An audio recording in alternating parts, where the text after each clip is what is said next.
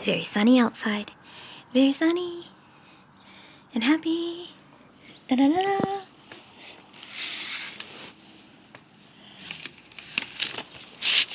It's time for us to get back into this. Welcome back to Blow Up. It's another day.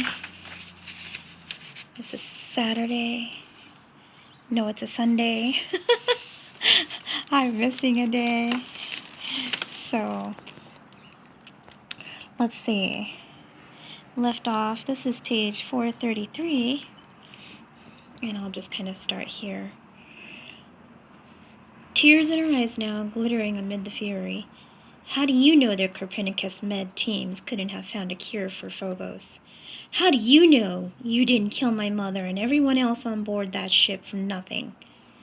I do not claim to know definite outcomes, Katie, only probable ones.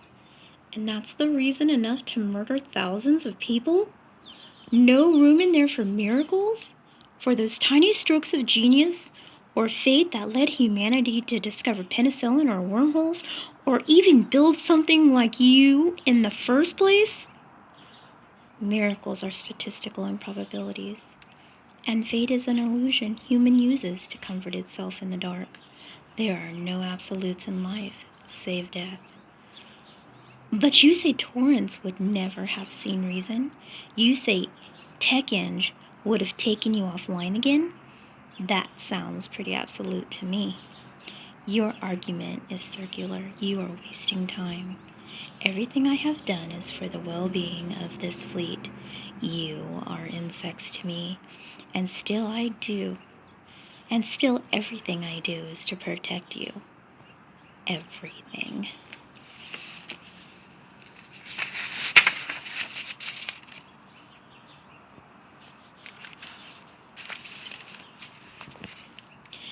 .434. She cannot wipe her tears away. She cannot spit. She cannot hurt me through, though I see she longs to. She is corded muscle and trembling fists and clenched, knotted jaw.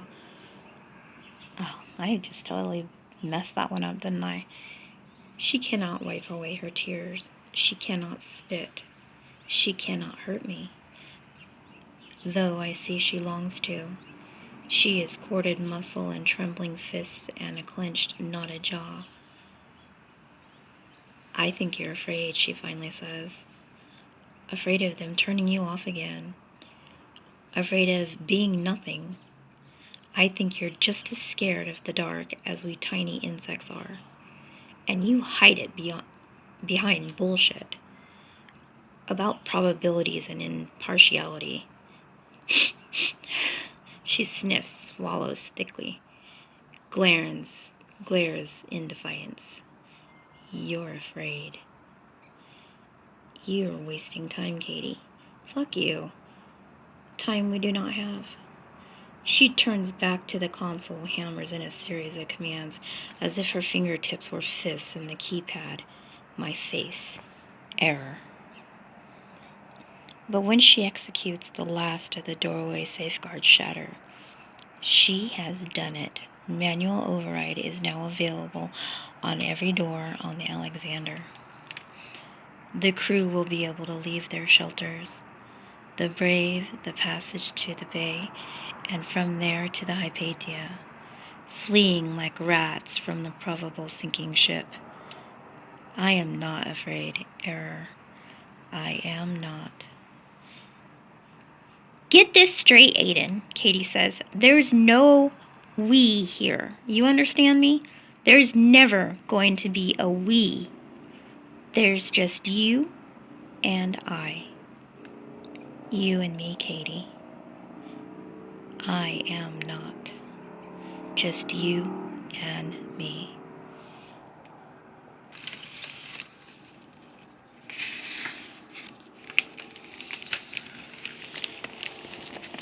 .436. Radio message command, channel Alexander. Katie Grant, civilian. Winifred McCall, civilian. 731.75. 247. Hello? You buy the bunks? Can you hear me? Hey! They can build a barricade on their own. I'm talking to you. Aiden! I need her name. She's not paying attention to me. What? Oh. Winifred McCall, listen up. Oh, hey, you can hear me. Use the comm by the door. I routed it so we can talk. Press the button by that. Yeah, that's it. Who's this? That's a long story. Listen, I can get you out of here. I can get you to the Hypatia, but we have to hurry. Right. And how do I know you're not one of those psychopaths out there? Do I sound crazy to you? You're saying you can get me to the Hypatia? So, yes. 437. Oh, fair point. There are over 1,000 uninfected personnel still on board. I'm going to talk you through... Oh my goodness. I gotta get this book, situated. There are over 1,000 uninfected personnel still on board. I'm going to talk you through where we are, and we're going to get you to the shuttle bay. I've got access to every working camera on the Alexander. I can be your eyes. How do I know you're not trying to lure us out to pick us off? Okay, what's your better idea? Stay there and hope that barricade holds? That you live until the life support fails completely? Try and avoid being beaten to death so you can suffocate instead. Good long-term thinking, Lieutenant. I'm not a lieutenant. I resigned my commission. Jesus. Look, can we please not argue about this? Ezra? Who is Ezra? I'm sorry, Winifred. I meant Winifred. Who the hell are you? Call me Astro Princess. Yeah. I want to know who I'm dealing with. Someone you can trust. If I'm me right now, I'm going to lose my shit. I just assumed that's what she was thinking. So, because it was all blocked out. 438. I'm the person who's going to save you, is what you need to know. Get your guys to stop barricading the door. You're going to want to leave through it in a minute. Astro Princess? I heard that somewhere before. Yes. James McNulty. Yes. You knew him. Sorta. Do you know what happened to him? Yes. I'm sorry. Oh, God. No, Lieutenant. Just us. Guys, stop building the barricade. Okay, talk to me, Princess. I have eyes for you, but you know the Alexander better than me. I can tell you where the survivors are and who got a hazmat suit. Everyone who didn't. It's over, and check if the weapons caches are still intact. But you know tactics. We can do this together. Work out the best paths to the launching bays. You can lead them out, Winifred. If you have access to the cameras, you can find the rest of my squad. We can use them. I found them already. They're gone, Winifred. Jesus. I'm sorry. I should have been with them. I should have never quit. If you hadn't, you have been on call and you'd be dead too. So we got 1,000 people who are about to owe their lives to the fact that you weren't. Okay. All right. There's a computer terminal over there. Can you throw up a schematic? Here it comes. Where are you? Can we clear a path to your location? No, I'm staying here. If you do that, you'll die. You let me worry about that, Winifred. You worry about the 1,097 people who don't die today. Well, that's just awesome. Good job, Astro Princess. 440. Surveillance footage. Prepared by Analyst ID 7213-0089-DN. They should use this footage for training sessions at military school.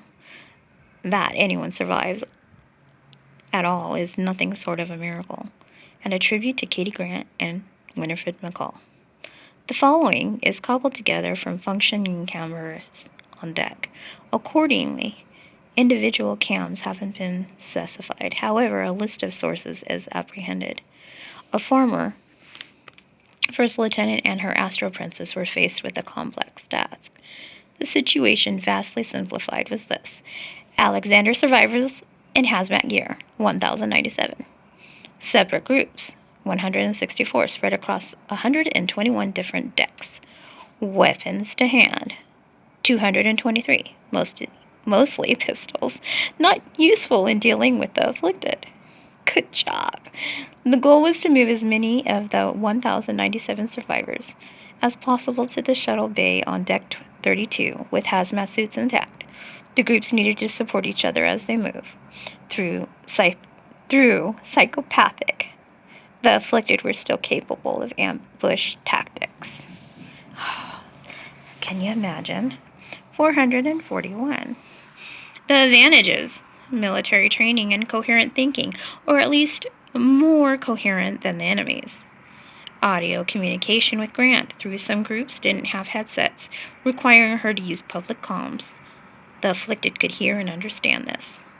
Winifred McCall, at this stage, the only surviving UTA Marine aboard the Alexander. Disadvantages: need to help hazmat suits intact. Need to keep hazmat suits intact. Hand-to-hand combat had to be avoided. Only about 60% of the 1,097 personnel had combat training. Emotional attachment to individual enemy combatants. Oh, joy. Pain tolerance and endurance of the afflicted were generally beyond human norms. The plan was simple. Grant provided intel on the locations of various groups and worked with McCall to designate the best escape routes and rendezvous points. This account will track the progress of the 3 of the escaping groups. Footage is available for most, but these 3 have been selected as representative. Corporal Danny Corrans. Group starts on deck 104. Coran is a cook on his 3rd tour of duty. At home on Ares 104, he has 9 other members of the catering staff. They're all good friends. McCall's group starts on deck 128. They have almost the farthest to go. McCall's job is to reach Coran's group on deck 104, pick up 5 more groups, then make for the landing bays on 32. Now, what if all the infected just decide to go to the hangar bay and wait for him there? And then it's an ambush. They don't even expect it. I don't know. I'm just saying. Because they can still think, you know. I got sidetracked by my ramblings. Oh, okay. McCall has 11 people with 8 civilians, a plumber, a combat air patrol controller, and Private Jessica Venn from maintenance. Sergeant Anna Luca Aletti's group starts on deck 55. She's a flight deck crew chief and was off duty when the ship went into lockdown. If she's been on shift, she have been in Bay 5. Pieces of her would probably still be. She has the shortest journey, just 23 levels. Just 23 levels. She leads a group of 15, comprised mostly of members of the deck crew. It begins. Grant blows a fuse box up the hallway from McCall's group. The afflicted outside the door abandon the hunt to investigate the explosion. McCall's ready. She and her people are out the door and down the hall like there are demons on their heels, heading for a heavy weapons cache 3 levels down. They make it, breathless. As McCall hands out rifles and stun guns, she shouts instructions to them on how to use them. Her civs fumble for safety caches and voltage meters, trying to pull theory into practice. As they leave the arms locker, a lone hunter, Captain Andrew Cole, appears from the shadows, grabbing McCall's cap controller and drawing a knife across her throat before she has a chance to utter a word. Private Venn shoots him in the face without hesitation. As the noise sets off howls all over the deck. McCall and her group run for their emergency stairway. Oh, man, I already know. McCall and her group run for the emergency stairwell. McCall's group starts with 12, including herself. 9 reach the deck, 104. In addition to the cap controller, 2 civs are dead. One had a suit, and then his chest ripped open. The other fell down the stairwell in her haste and broke her neck. Oh, ouch! Coran was briefed of his catering staff over and over again. He has no headset and listens instead to Grant screaming directions over the intercom. It's hard for him to tell when she's talking to him, but when he finally hears his name, he makes the sign of the cross, kisses his wedding ring, and whispers his family's names under his breath. Mike, Aaron. Exchanging glances with the others, he throws the door open, hurling out into the corridor. 4:43. McCall and her remaining crew are running down to meet him. She tosses him a rifle, which he catches without breaking stride. Oh, that's fucking awesome. Some of them are panicked, fumbling. Others are crying or praying. Coran, known throughout the ship as the jovial, friendly head of his galley shift, is unyielding. This is a man who's going home to his family. Down on deck 49, a lady and her gang are 15 are creeping is such a great word. Down on deck 49, a lady and her gang of 15 are creeping through the corridors, checking the corners, praying silently. There is no available cash for them. The afflicted more or less gutted this section of the ship early on, so stealth is their best hope. They creep on tiptoe toward an emergency stairwell, trying not to make a sound. When I made that noise, I was thinking of Scooby-Doo. You know how the group, they tiptoe on their tippy toes, and they're all... I'm sorry. I have an imagination, okay? Forgive me. 4 afflicted are lurking by the stairwell, and a lady pulls back from her peek around the corner, biting her tongue to muffle her gas. 3 men. 1 woman, rocking back and forth and growling slowly in the back of their throats, are her friends, colleagues, comrades. Their faces are daubed with blood, like a mockery of camouflage. She waves her group back, and they try for elevators instead. Her maintenance guys are able to follow the doors, and they climb down the cable, one after another. So silent, so quick. There's nothing silent about McCall and Coran's group. The original 22 of them now reduced to 15. Up above them, the merged groups from decks 130 and 142 are dying, their screams echoing through the stairwells and the ventilation shafts. They never had much hope up there. They had the farthest to travel. Grant is sobbing, screaming instructions as she watches them die on camera one by one. Run! Run! Stop! Left! Leave her! Go! She guides them, trying to watch. 42 screams at once. That's a lot of screams, 42. Oh my goodness.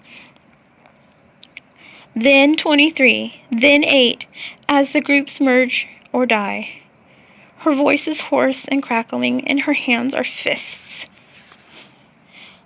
A lady is the first out of the elevator shaft and suffers the same fate as the 3 after her.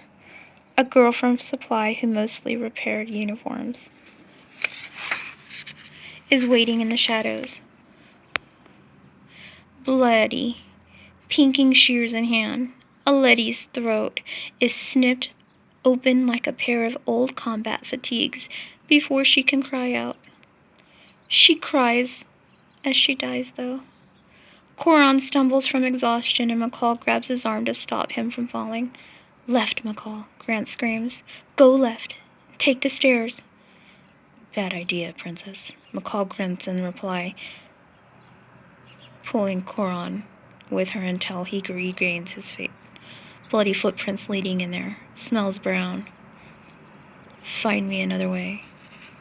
Grant scrambles for an alternative path, and as McCall hits deck 81, the merged groups from 99 and 91 are waiting for her, armed to the teeth and jumping at the shadows.